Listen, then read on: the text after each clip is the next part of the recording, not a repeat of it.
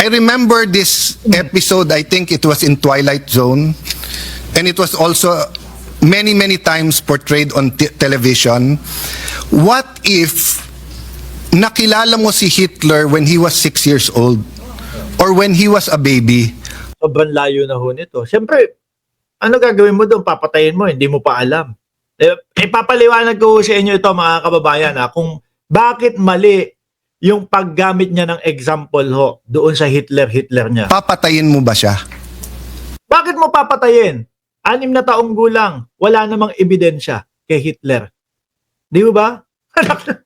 Anak na tinapaka, Alan Cayetano. May ginawa na ba si Hitler? Meron bang ebidensya na yung 6 na taong gulang na Hitler pumatay ng napakaraming tao? Wala naman o. Bakit mo papatayin yun? Iba sa vice-presidente. Sa vice-presidente, uusigin, lilitisin, kasi santambak ang ebidensya at santambak ang gustong magsalita laban sa kanya patungkol doon sa mga bribery at doon sa mga confidential funds. Kaya napakalayo pong gamitin ng Hitler, mga kababayan. Yung Hitler, baby pa, wala pang ginagawa.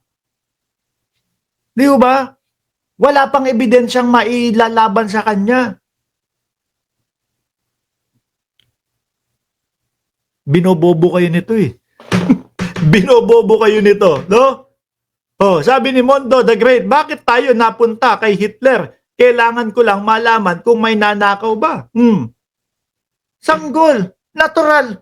Wala pang ebidensya para kay Hitler na pumatay ng napakaraming tao.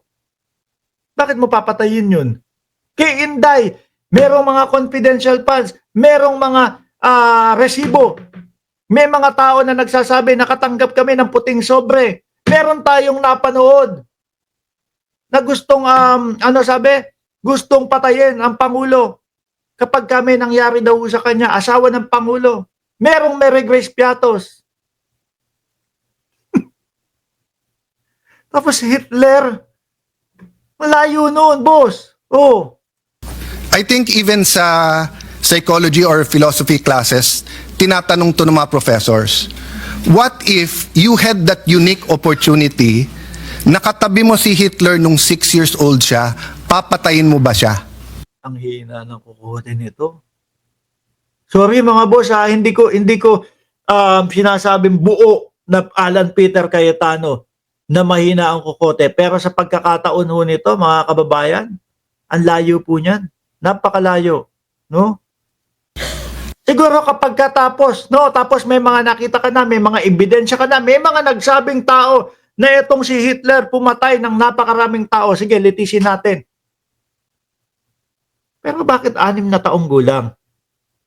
Wala pang ginagawa. Diba?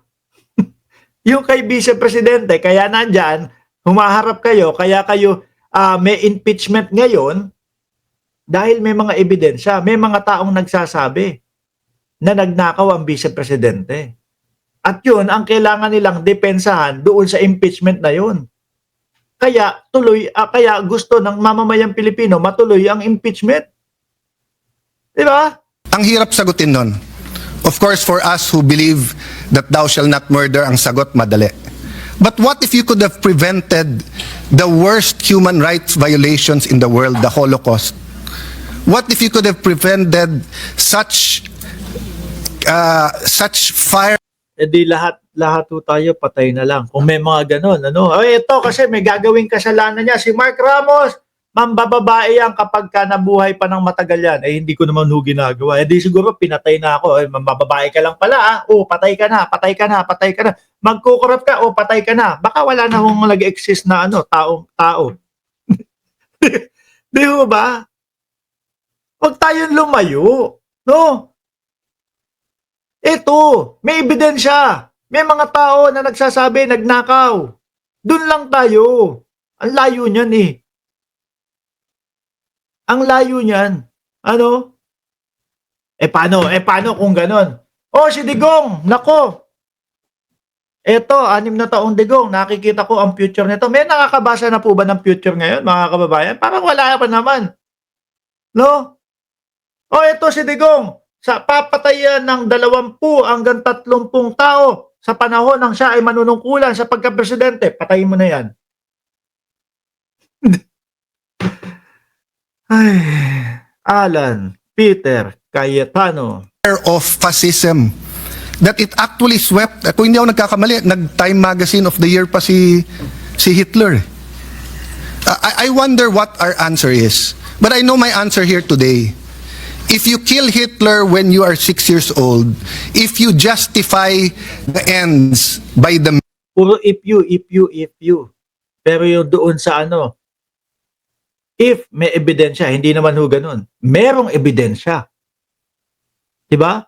Yung example ho ni Peter Cayetano, puro if.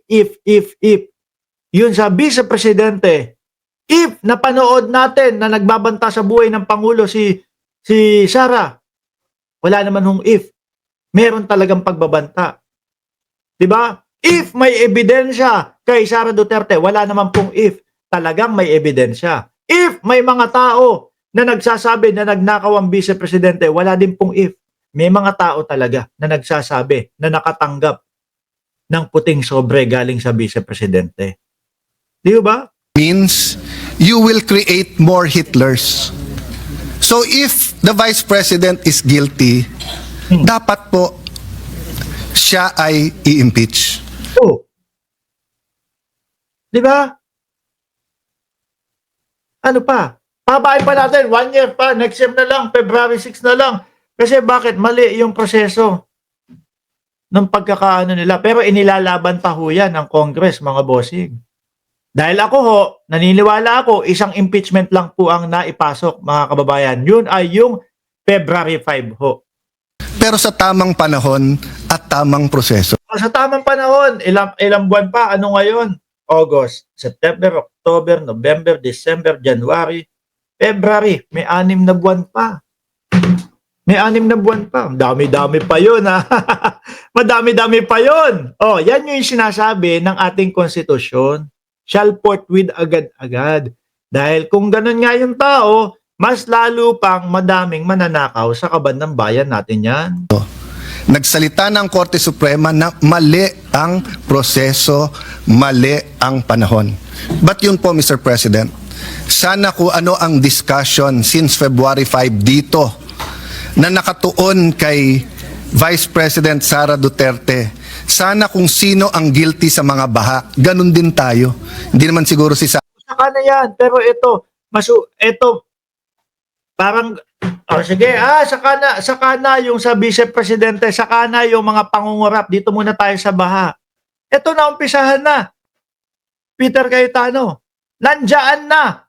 Importanteng malaman kung sino yung mga magnanakaw sa kaban ng bayan. Di ba? Importanteng malaman kung sino yung mga dumedekwat sa kaban ng bayan. Parang gusto nyo palabasin na sa gilid lang yan. Sa gilid na lang yan. No? Hindi naman ganun ka-importante. Yang pagnanakaw sa kaban ng bayan. Lalo tayong lulugmok niyan. Lalo hong ang Pilipinas, baka kung merong mga baka kung merong pang fourth world country, baka doon na po tayo sa mga susunod na mga panahon ho. Di ba? Parang gumawa ng mga baha. Sana po kung ano ang cause ng pagkabansot or stunting yung corruption.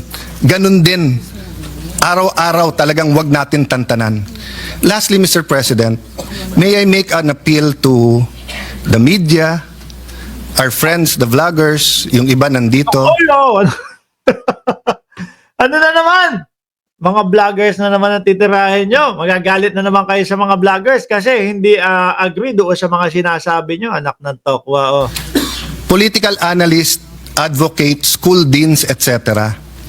Nakalagay kasi dito, we all agree on a regime of truth. Parati na lang ang vloggers ang nasasabihan na fake news. Oh, hindi kami. yung mga vloggers ng mga DDS, mga bossing tungkol na lang po sa mga vloggers, etc. Aalisin ko na ho ito dahil ang tungkol dito, ang pinag-uusapan natin ay yung impeachment. Hindi naman po tungkol sa mga vloggers. Alisin ko na ho mga kababayan.